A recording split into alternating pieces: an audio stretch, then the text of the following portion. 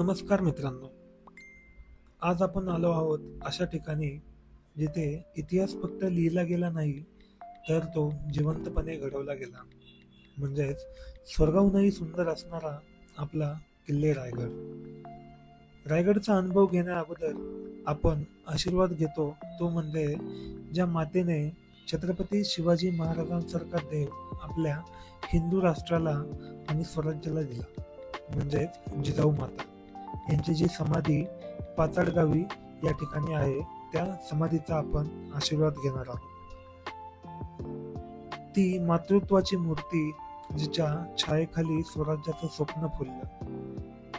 जिजाऊ माऊलींना वंदन करूनच आपण सुरू करूयात रायगडचा साक्षात इतिहास प्रवास. जय भवानी, जय शिवाजी.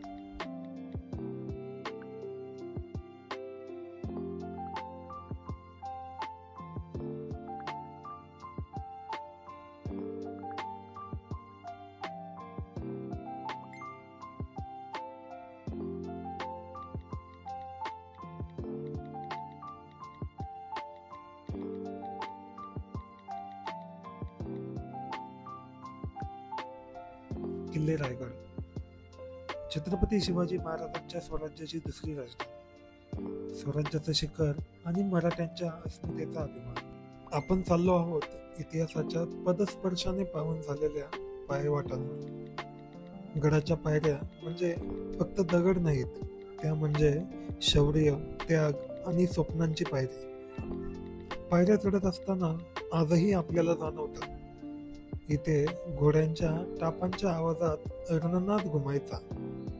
इथे मावळ्यांच्या जय जयकाराने आकाश दुमदुमायचा. आज इथे पक्ष्यांचा आवाज आहे, ढगांची सावली आहे, पण डोळ्यांसमोर शिवरायांची आणि त्यांच्या मावळ्यांच्या पराक्रमाची चाहूल आपल्याला आजही लागते.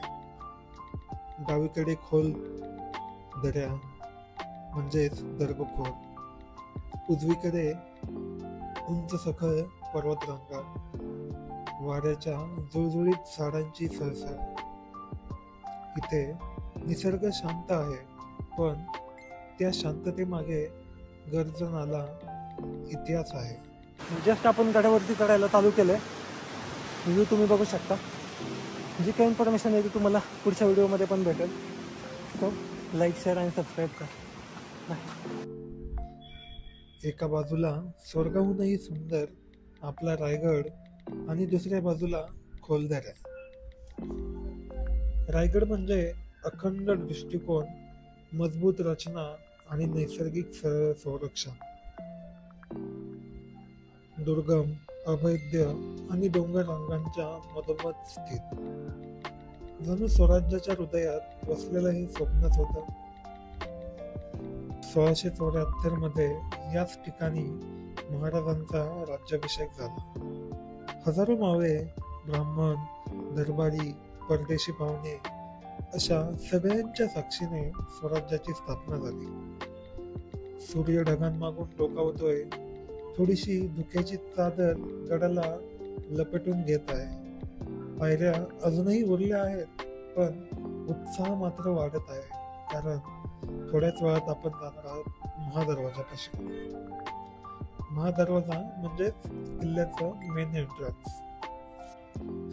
महादरवाजा हा केवळ दरवाजा नाही, तो म्हणजे एक अत्यंत कुशल सैन्य संरक्षण प्रणाली आपण म्हणू शकतो.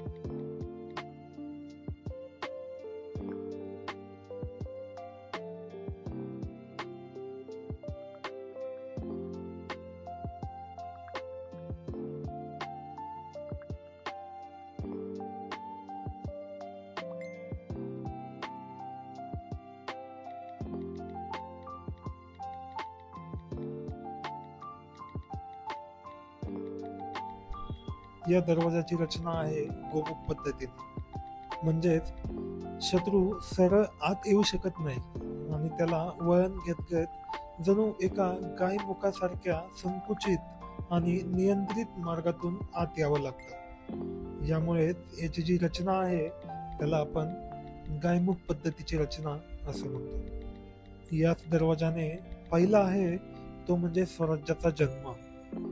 गडावर येणाऱ्या प्रत्येक पावलाला थांबवणारा, शत्रूला हादरवणारा आणि स्वराज्य प्रेमींना झुकवणारा दरवाजा म्हणजे महादरवाजा. 2 उंच बुरुज, भक्कम दगडी कमानी आणि वळणदार प्रवेशवाट. कोणतीही थेट घुसखोरी या ठिकाणी शक्यच नव्हती. हा दरवाजा म्हणजे स्वराज्याचं प्रतिकात्मक रक्षण कवच. आज आपण महादरवाजा ओलांडतोय एका ट्रेकसाठी, इतिहास पाहण्यासाठी किंवा फोटोसाठी. पण काही क्षण डोळे मिटून पहा आणि आत्मसात करा शिवरायांचे ते अश्रू, मावळ्यांच्या पावलांचा तो आवाज आणि तो जयघोष. हे दगड अजूनही ते सगळं ऐकत आहेत. या पुढे जाण्या अगोदर या महादरवाजाला आपण नतमस्तक होऊन वंदन करूयात आणि या ठिकाणी पुढे जाऊयात. महादरवाजा ओलांडल्यावर आपण जात आहोत ते म्हणजे गडाच्या गाभ्यात. पावलोपावली इतिहास बोलताना दिसत आहे आणि डोळ्यांसमोर शिवकालीन जीवन जिवंत होत आहे. सर्वप्रथम आपल्याला भेटतो तो म्हणजे गंगासागर तलाव. महाराजांच्या काळात हा तलाव सैनिक, प्रजा आणि गडावरील जनतेसाठी प्रमुख जलस्रोत होता. महाराजांच्या जो राज्याभिषेक होता त्यावेळेस जे 7ही नद्यांचे पाणी आणले होते ते पाणी या तलावामध्ये अर्पण करण्यात आले होते. त्यावेळी महाराजांचा राज्याभिषेक करण्यासाठी आलेले जे ब्राह्मण होते त्यांनी या गंगासागर तलावावरती एक कविता म्हणली होती. ती कविता म्हणजे गंगा, यमुना आणि नर्मदा यांच्या आल्या साऱ्या बहिणी, आणिले सप्त नद्यांचे पाणी, झाले हे तीर्थाचे आगर, नाव त्याचे गंगासागर. तर तेव्हापासून या तलावाला गंगासागर असे म्हटले जात होते, कारण त्या सप्त नद्यांच्या पाण्याने हा जो तलाव आहे तो पवित्र झाला होता. थोडं पुढे आल्यानंतर आपल्याला भेटतं ते म्हणजे गडावरील शिरकाई देवीचे मंदिर. शिरकाई देवी म्हणजेच रायगडची ग्रामदेवता. प्रत्येक युद्धाआधी, मोहिमेपूर्वी महाराज देवीला साकडं घालत असत आणि देवीचा आशीर्वाद घेत असत. आपणही देवीचा आशीर्वाद घेऊयात आणि अनुभवूयात शिवकालीन गोष्टी. आता आपण आलो आहोत होळीच्या मळ्याकडे. याच ठिकाणी महाराज स्वतः मावळ्यांसोबत बसून उत्सव साजरा करायचे. नॉर्मल डिस्कशन असेल किंवा काही युद्धापूर्वीची संकल्पना असेल, सगळे एकत्र येऊन या ठिकाणी जे आहे ते त्या गोष्टींवरती चर्चा करत असत.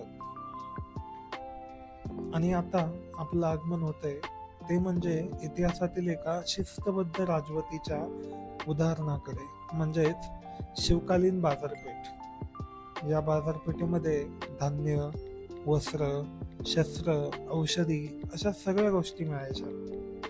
इथे एका दुकानावर आपल्याला पाहायला मिळते ते म्हणजे सापाचं शिल्प.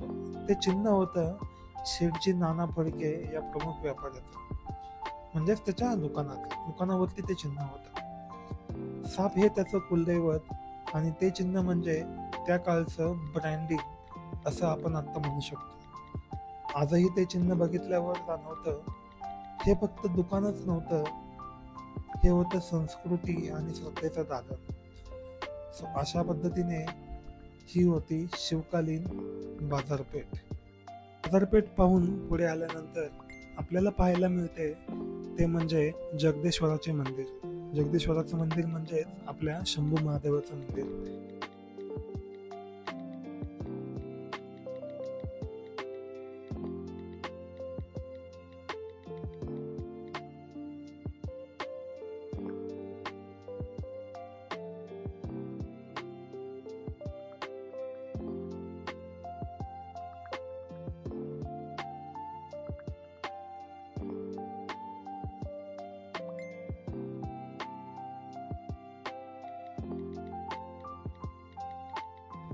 मंदिराच्या बाहेर आपल्याला नंदी पाहायला मिळतो. नंदी मोडतोड झालेल्या अवस्थेमध्ये आहे. मंदिराच्या आतमध्ये महादेवाची पिंड आहे.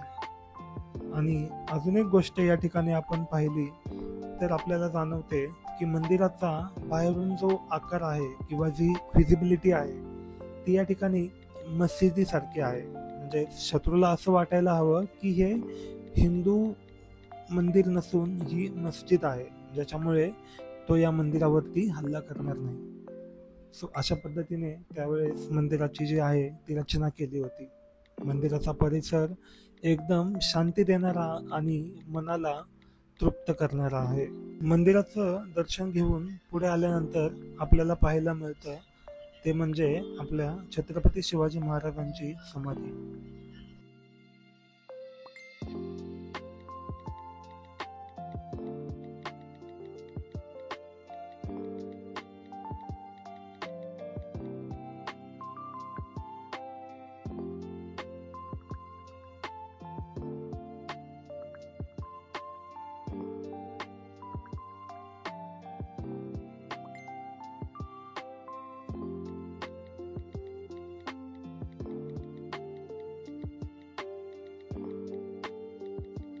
जगदीश्वराच्या मंदिराचं दर्शन घेऊन आम्ही ऋतुराजांनी आता निघालेलो आहे टकमक टोकाकडे.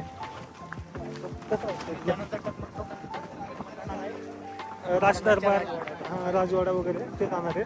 पण सध्या इकडचा जो रूट आहे तो आपण या ठिकाणी घेतलेला. बघूया किती वेळ लागतो ते. आम्ही दोघंच मागं होतो, बाकीची टीम तिकडे थांबलेली आहे. सो त्यांना कसं आहे आत्मसात नाही करायच्या गोष्टी, त्यांना फक्त हे करायचं आहे कॉम्पिटिशन करायची. कसं आहे बट रायगड हा जो म्हणजे वरती म्हणूनच पाण्याचा गड नाही आहे, तर आपण ज्या गोष्टी इथं येतोय त्या गोष्टी आत्मसात करण्याचा जो आहे गोष्टी किल्ल्याच्या सुरुवातीपासून ते अटेंड पूर्ण टॉपच्या टोकापर्यंत सगळ्या गोष्टी आपण अनुभव करून या ठिकाणी जे आहे ते किल्ला सर करायचा. ही आमची टीम सगळे जण इथं थांबलेत आम्हाला मागे सोडून.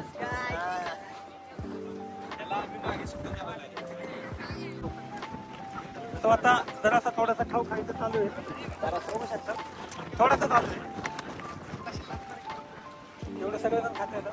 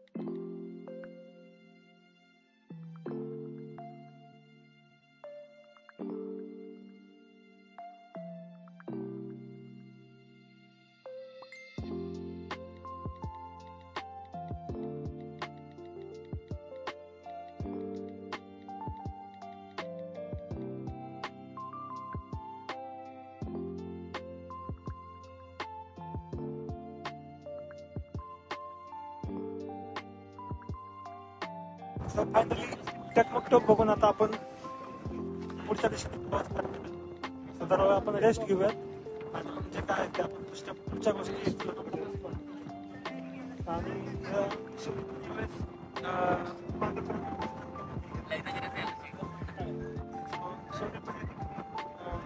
पायाने जो आहे तो रायगड सर केलेला आहे. सागर आणि प्रदीप तर ऑलरेडी करतात, सो शिवने पण या ठिकाणी केलेले आहे. तो अशा पद्धतीने आहे. आता बाकीचा व्ह्यू नंतर बघू.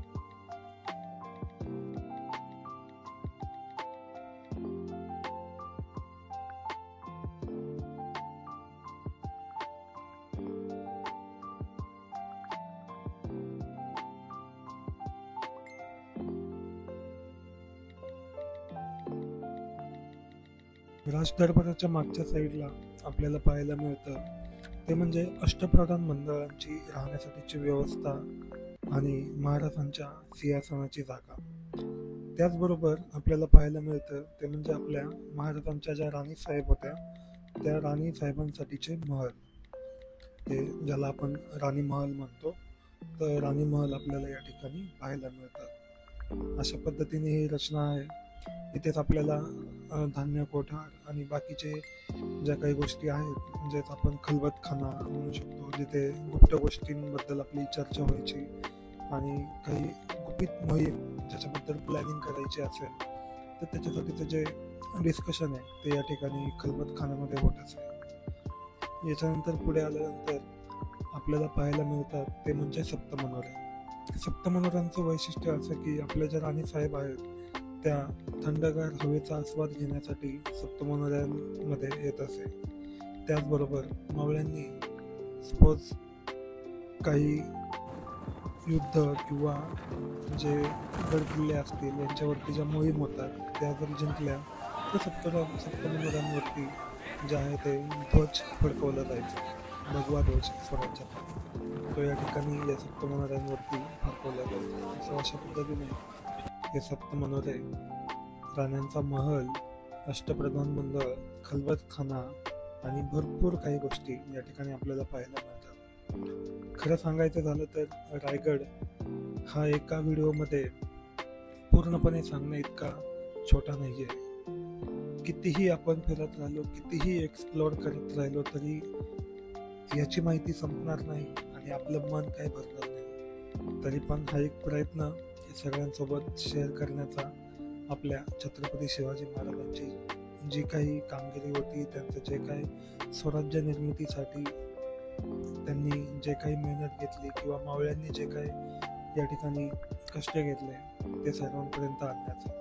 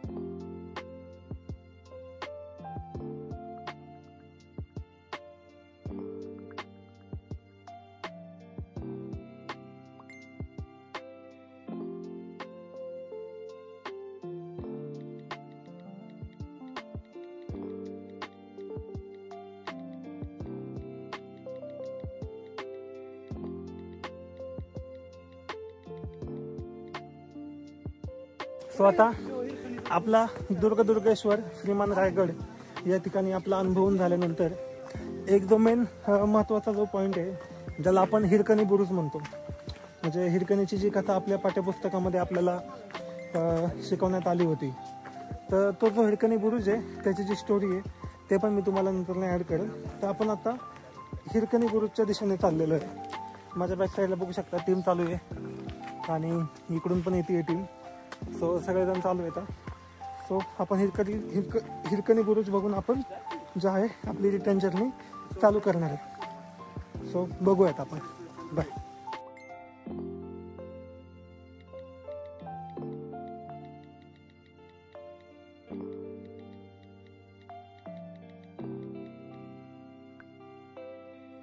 हिरकणी बुरुजवरती आलोय आणि हे बघू शकता तिथं तो हिरकणी बुरुज, आपले 2 बॉईज बसलेत तिथं. आणि अशा पद्धतीने इकडचा हा आपला सह्याद्रीचा व्ह्यू. तर हिरकणी बुरुजावरती थोडा वेळ आपण रेस्ट घेणार आहे सगळे लोक आणि मग आपण आपल्या नेक्स्ट पॉईंटकडे जाणार आहे. सो बघूयात काय होतं ते. बाय.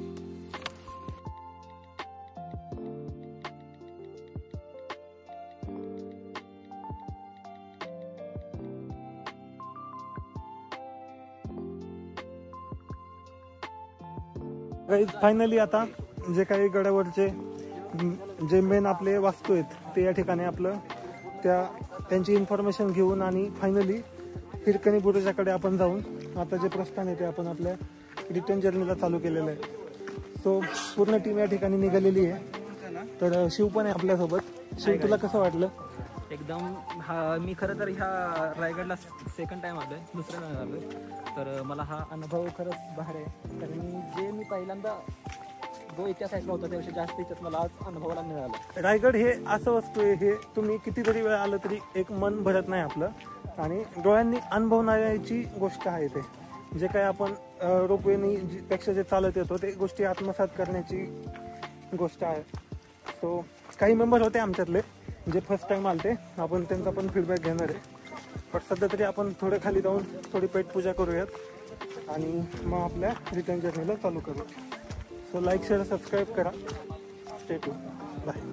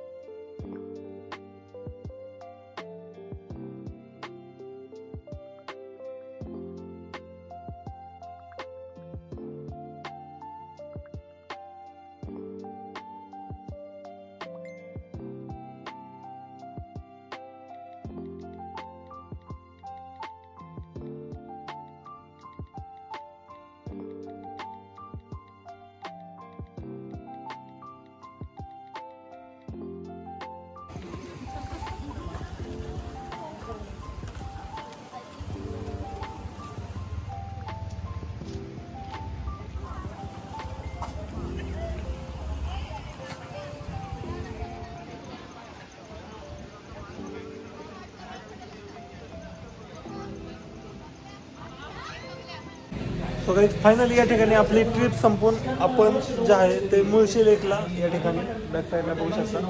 आपण या ठिकाणी डिनरसाठी थांबलेलो आहे. आपली पूर्ण टीम या ठिकाणी आता डिनर करते. तर आपण सगळ्यांना विचारूयात त्यांच्या प्रतिक्रिया कशा वाटल्या. सगळेजण थकलेले येतात आणि प्रत्येकजण आपापला मोबाईल बघतोय. तर विचारूयात. आपला पापड आले बघू शकता तुम्ही. सागर, कशी वाटली ट्रिप? एक नंबर. आम्ही याच्यामध्ये पण फोटोशूट केलंय.